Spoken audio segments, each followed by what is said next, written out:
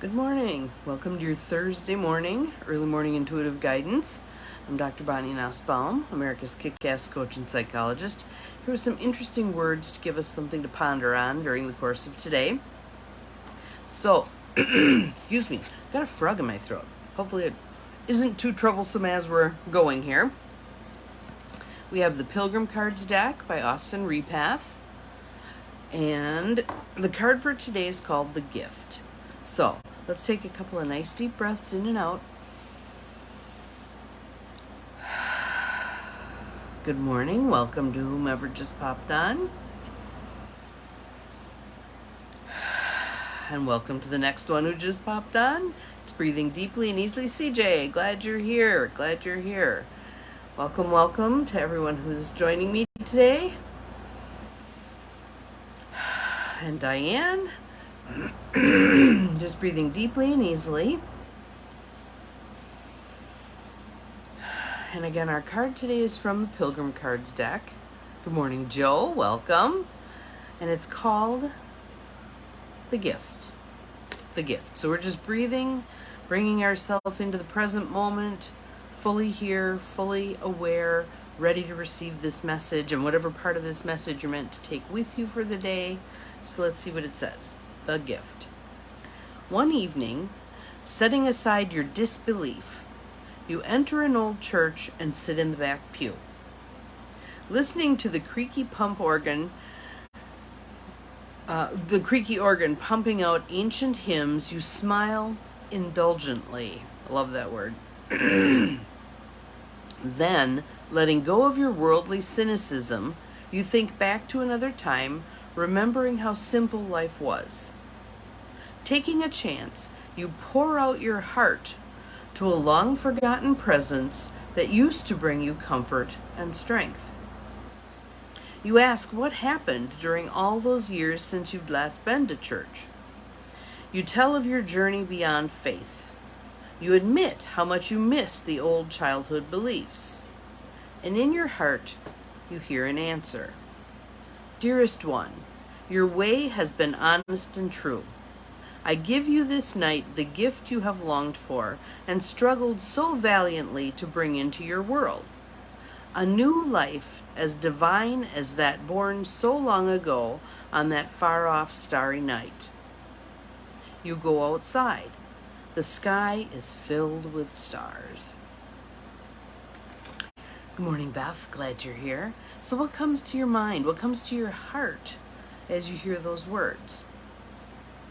And for me, what came to my mind was I jumped into that part early where he was talking in the card about the cynicism and how over time for many of us, life experiences wear away that, I don't want to use the word naive, that innocent stance that we have when we're children. Good morning, Deb. Glad you're here.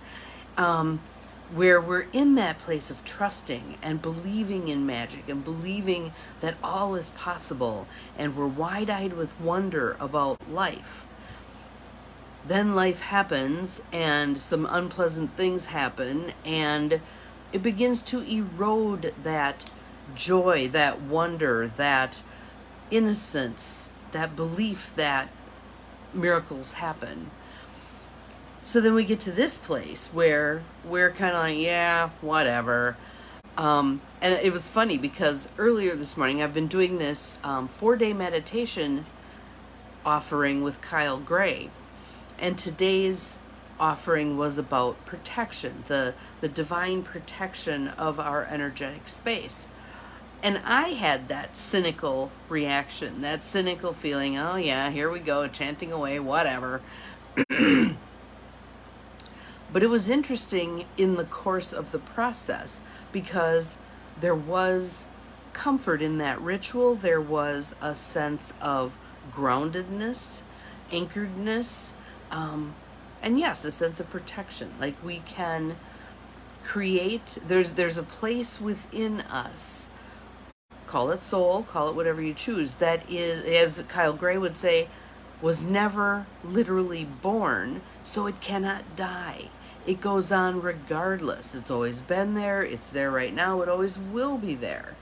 And that eternal part of us, the more we can bring that to the fore, the more we can bring that into our daily existence, the less afraid we are, the less worried we are about outcomes. We can let all that go. It does not matter.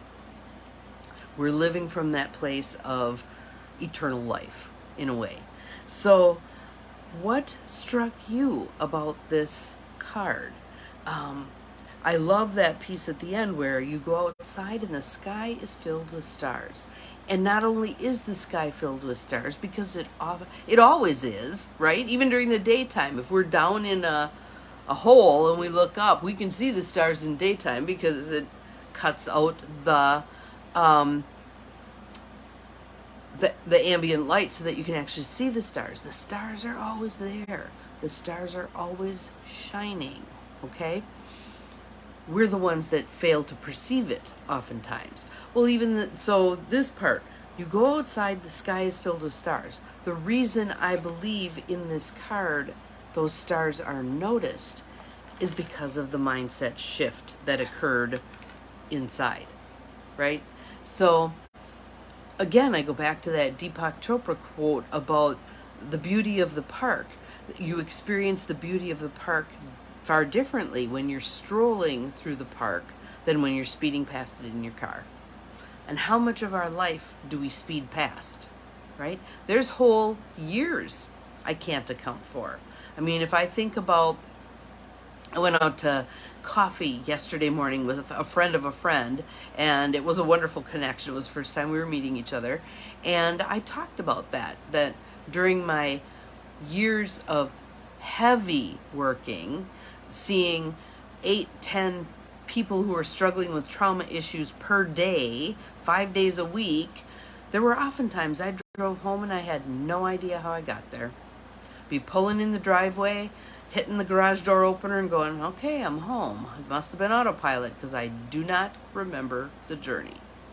So I hope for some of you, if you have had that experience where you've been so busy and wound up in life that life almost didn't seem to be happening, you're getting to a place down the road and you look back and you go, man, last time I looked my kid was 5, now my kid's 25. How did this happen? Hopefully you can use that sense of disbelief as a motivator. I'm going to be present right here, right now, in today. I don't care if the whole day is filled with mundane stuff. I'm going to be present for that mundane stuff. So I actually have lived this day instead of whizzed past it. Okay? So that gift is what I wish for all of us today. The presence in the moment, the conscious decision to be here now. Good morning, Linda. Glad you're here. The courage to live in today, to not be fretting about the future, not be dwelling on the past, but to be present right here, right now. Even if it's boring, even if it's mundane, fully living in the moment. And if it's boring and mundane and you realize that and you want to do something about it, recognizing you have the power, the authority to do that, to change what you don't like. If it's boring, if it's, as my son would say, mind-numbingly boring, realizing you have options and you can do something about that. And if you then bump into fear, yeah, but what if? Ooh, recognize that. Breathe into that. Isn't it interesting? Again, you're a curious observer. Isn't it interesting? I think about making a change to my life and fear comes up. So sit with that fear. Don't shove it away. Don't pretend it's not there. Don't give it all the credit and not step forward anyway. What to do with the fear is be with it. Just be with it and feel it. You don't have to analyze it. You don't have to understand all of it. Yesterday I was working with a client and I asked him at one point, is it important for you to know how this came into being? And his answer was no.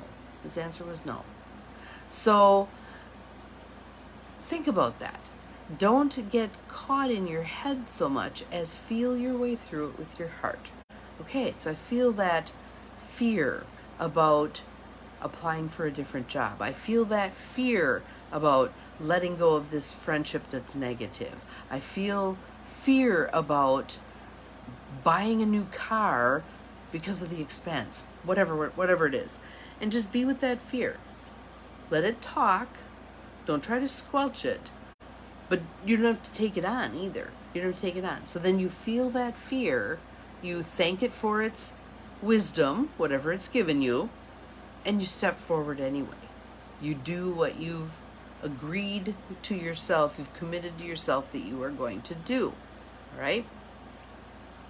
If we think too much, we talk ourselves out of it.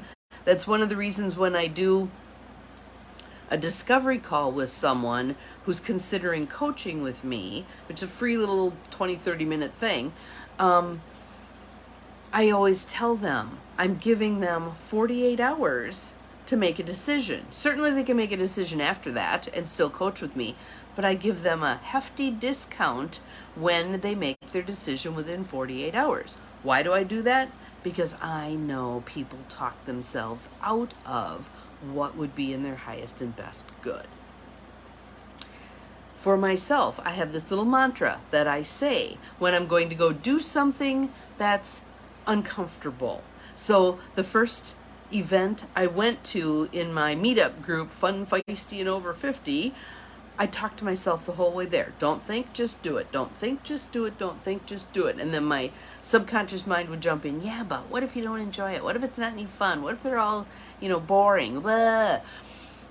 Don't think, just do it. Don't think, just do it. Don't think, just do it. The whole way driving over there. The whole way walking into the building. The whole way choosing a seat at this table of people.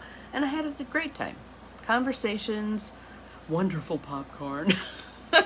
Met a bunch of new people. Actually knew 2 people who were there. I knew I was going to know one, but then there was another person there that I knew also, which was kind of cool.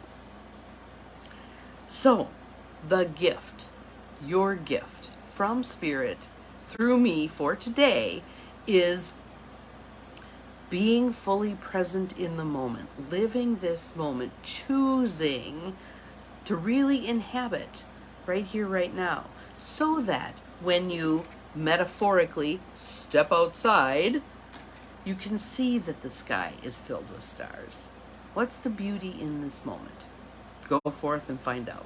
Have an awesome day. Good morning, Carolyn. We are just done, but I'll have it posted in about 10 seconds. Wonderful time with you all today. See you again tomorrow. Remember, you're capable of far more than you think you are, including embracing the gift of being present right here, right now. Bye-bye.